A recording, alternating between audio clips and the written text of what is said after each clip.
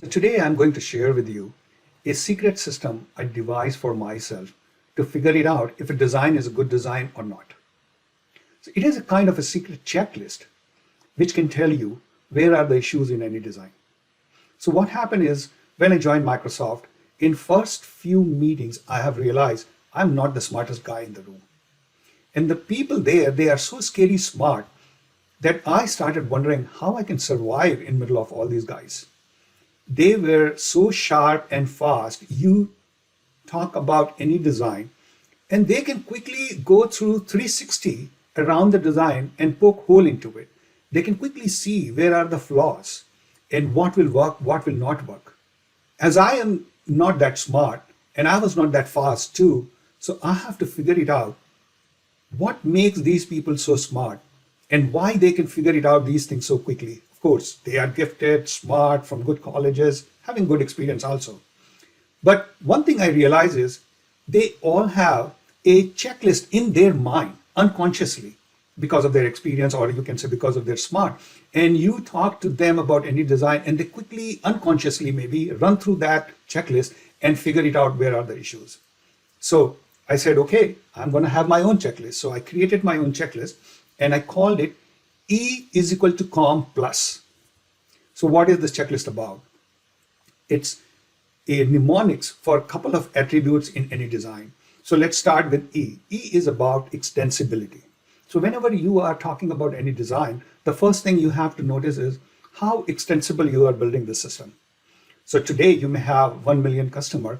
Tomorrow, if you will suddenly go to 10 million, can this system hold good? Can this system still serve people? Can I horizontally scale it or do we have to vertically scale it? How extensible the system is. Today, we don't have much problem in the database side, but once upon a time, if suddenly my customer base will grow, I have to shard the database. I have to think about the replication of database and a lot of complexity will suddenly come. Fortunately, today we have very smart databases, so we don't have to worry about this part. But for sure, there are other components in the system. You have to pay attention to figure it out if they can be extensible or not. So first is extensibility. Second is about complexity. A lot of smart people, I see they design the system which is very, very complex and only they can understand. So make sure that you don't over-engineer anything.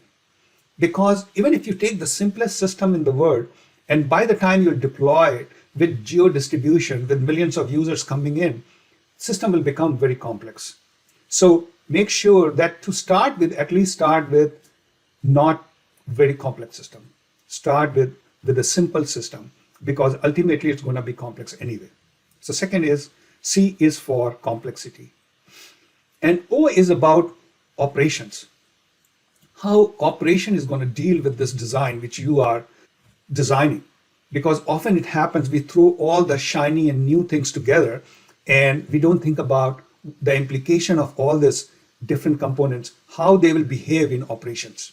Because everything, when you talk about microservice architecture and through an API gateway and then caching layer and then load balancer and application load balancer and all those things, of course, your system become very smart. But do you really need all those things? So you have to think about it because every system you add in your production going to be a failure point.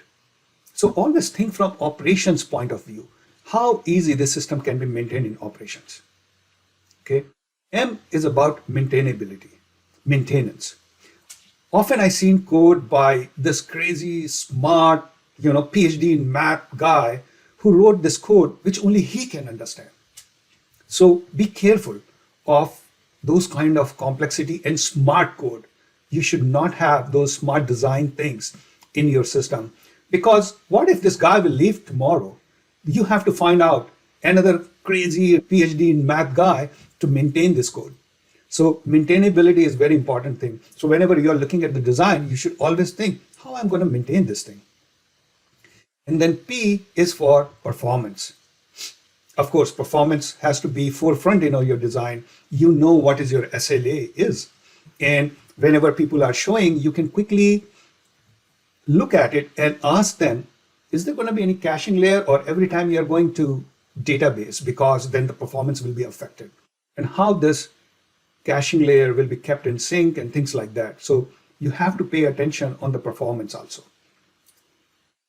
L is for localization. It is not only about the screen, the Arabic and English language, how things will completely change when you will flip right to left or left to right, but you have to think about internationalization also. Different countries use different currency. All those things you have to keep in mind. And imagine if your system is used by every corner of the world, you don't want somebody from Australia making a round trip to a data center in USA. So keep those things also in your mind.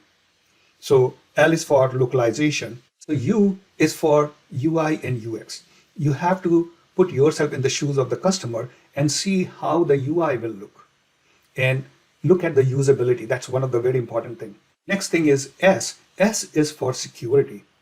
That's one of the most important aspect of any design. You have to be thinking from get-go, from day one.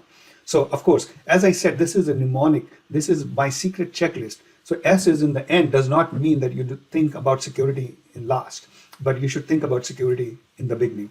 So this is my secret checklist, E equal to com plus. So whenever I'm in any design discussion, I run this checklist in my head quickly and see where are the issues. And I'm sure I must have missed many things. So please leave a comment and give me some feedback that how we can improve this checklist. And I hope the way this checklist helped me will help you too. So thank you for your time.